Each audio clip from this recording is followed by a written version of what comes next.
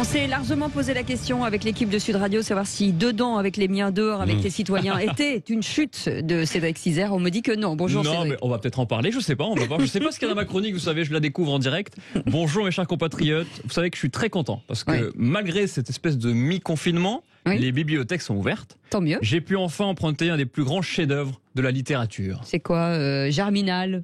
Non, Madame Bovary, allez. Non, Gueule du rugby de Patrick Roger. Ah oui. Eh oui, grand livre de 2015. Mais quel lèche-botte celui-là. Non, mais c'était le meilleur livre de ma carrière. Qu'est-ce qui vous a pris là? Je vais le relire, je pense. Non, mais je suis très étonné. Attendez, il y a de nouvelles éditions. Ouais, Ah, mais écoutez, bien sûr, il y a de nouvelles éditions. C'est un très beau livre avec de très jolies photos. Eh ben voilà, vous voyez. Et de beaux textes. Et de beaux textes. J'espère être augmenté très très vite. Alors, moi aussi.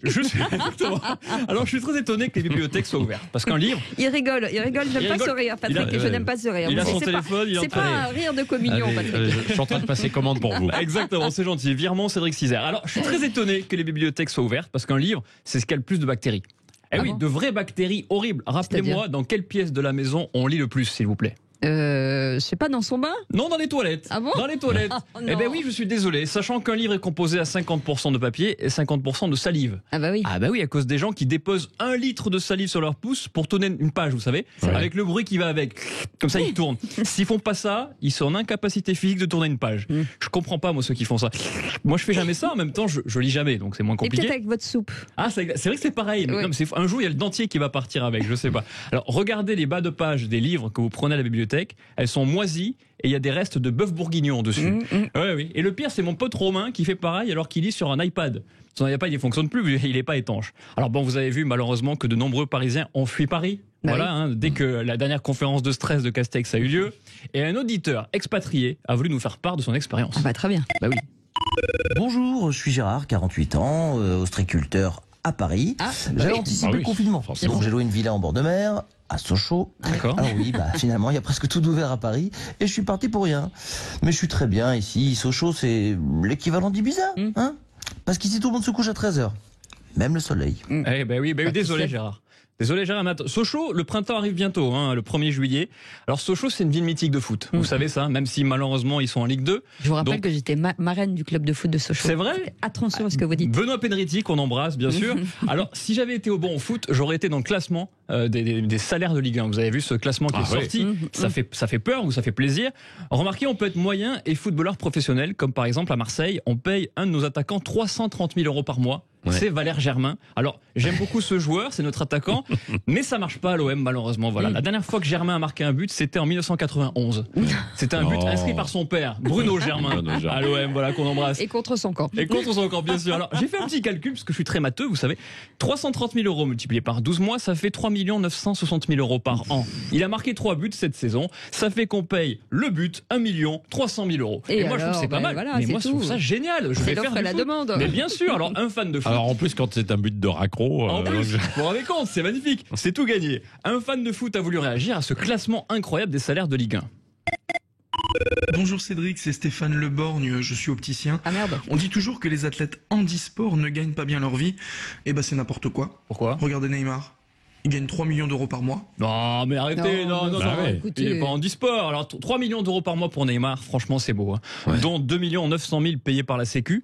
Donc, on est un petit peu tous les patrons de Neymar, finalement. C'est vrai. Ah oui. Et oui. Alors, Mbappé, c'est un smicard à côté, parce qu'il gagne seulement 2 millions par mois. C'est ridicule. 2 millions, c'est ridicule. Alors, Neymar, il gagne bien plus et sans bosser. C'est lui le plus fort en négociation. Il a adapté l'intermittence du spectacle en intermittence du foot. Et il va prolonger son contrat à Paris. Cécile, vous qui êtes fan, il va prolonger. Je sais pas si c'est une bonne idée parce que on n'a plus de place dans les hôpitaux et il occupe un lit de réanimation 4 mois par an. Oui. Donc je suis pas sûr que ce soit une bonne idée. Après, même s'il rate la moitié des matchs, moi je le prends à l'OM, direct. Parce que même si, c'est vrai que Dimitri Payet, il fait encore plus fort. Il rate aussi la moitié des matchs chaque saison, mais en restant sur le terrain. C'est quand même pas mal. Mais qu'est-ce que vous avez? Vous êtes remonté comme une pendule ce matin. Mais pas du tout. Mais non, mais je parle de foot, les classements de salaire, moi, je trouve ça très intéressant. Parlez surtout de Marseille. Je ne veux pas dire, mais c'est mon club. Vous savez, on est plus dur avec son propre club. Alors, l'heure est grave pour nous les Français et pour le monde entier avec cette pandémie qui semble sans fin. Et comme si ça ne suffisait pas, France 2 a pris une décision qui m'a traumatisé. Arrêter une émission qui cartonne depuis 26 ans. Bah oui. Celle-ci. Ah oui. Vous reconnaissez, Patrick? Les Amours présentés Par Bruno Guillon. Bruno Guillon, voilà, c'est ça. Par Après, Tex, oui. par Jean-Luc Reichmann. Ah ouais Et donc absolument. c'est terminé, malheureusement. C'est une émission que j'ai beaucoup regardée. On aurait dû la faire, Patrick, on vous aurait dû seriez la parfaits faire. tous les deux, franchement. C'est une émission que j'ai beaucoup regardée pendant ma scolarité, puis pendant mon chômage. Alors, beaucoup de couples y vont pour tester leurs connaissances sur le sujet qu'ils maîtrisent le moins. Leur conjoint. Ah bah oui, ils maîtrisent le moins. Franchement, Les Amours, c'est l'émission qui permet à des personnes de venir en couple et de repartir célibataires. Ah oui. Gérard, quel est le métier de Martine? Esthéticienne? Pas du tout, elle est contractuelle. Ah, Gérard, quel est le prénom de votre femme? Laquelle? Bon, c'est vrai que c'est compliqué, ça pose des soucis. Alors, il y a un thérapeute qui nous a laissé un message parce qu'il a d'autres raisons que nous d'être triste de l'arrêt des amours. Bonjour, je suis Gabriel, thérapeute de couple. Je suis très fort pour sauver les couples, hein, sauf les miens. Hein. J'ai divorcé 3 fois. Aïe, aïe, Ça m'arrange pas du tout hein, que les amours s'arrêtent. Hein. Ah bah oui, 9 couples sur 10 viennent me voir parce qu'ils ne peuvent plus se blairer, parce qu'ils ont participé aux amours. Eh oui, voilà. Tiens d'ailleurs à ce propos, n'oubliez pas, on est mardi. Donc comme d'habitude, Patrick, Cécile, je vous attends tous les deux à 18h. On va le sauver, votre couple. Ouais, bah, Eh oui. écoutez, c'est une bonne nouvelle. Et en matière de pension alimentaire, comment ça Ah s'organise? bon, on va en discuter, ça fait 3 ans, vous, non?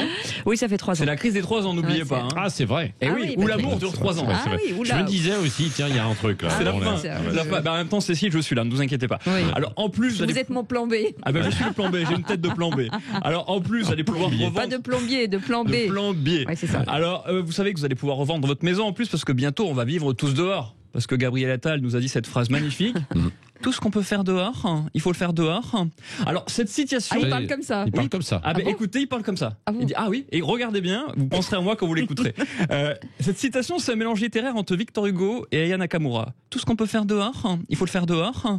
Alors quand on dit qu'on est pris pour du C'est bétail, marrant, c'est j'ai vrai que l'impression d'entendre Fogiel, moi, Bah quand oui, vous faites oui, ça. c'est ça. Fogiel 2.0, vous allez bien faire attention. Alors, hier soir, en plus, on a appris la nouvelle devise du gouvernement. Ouais. Dedans avec les miens, dehors en citoyen, on dirait un titre de film porno de gauche.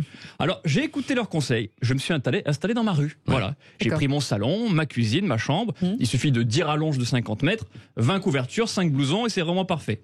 Le problème, c'est que je suis allé aux toilettes. Et quand je suis revenu, on m'avait tout pris. Ma télé, ma console, mon canapé, mon fer à lisser. Il restait qu'une chose par terre, mon exemplaire de Gueule du rugby de Patrick Roger. Ouais. Voilà, Ah, ils ont ouais. laissé que ça, c'est Ah, terrible. Et il y a un Parce certain... qu'il l'avait déjà. Il l'avait déjà, bien sûr. Il y a un certain Guy Robert, vivant à Roubaix, hein, dans la banlieue de Montpellier, qui voulait savoir Ah oui, si c'est le ça. premier... C'est pas là? Je sais pas. Il voulait savoir si le Premier ministre était d'accord avec ma nouvelle phrase préférée. Tout ce qu'on peut faire dehors, il faut le faire dehors.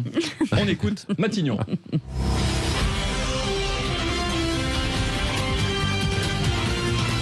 Français de Français, le gouvernement vous incite en effet à faire le maximum de choses dehors. Eh oui. En même temps, ce sera chacun son tour, car dans un an, celui qui va se retrouver dehors, c'est moi.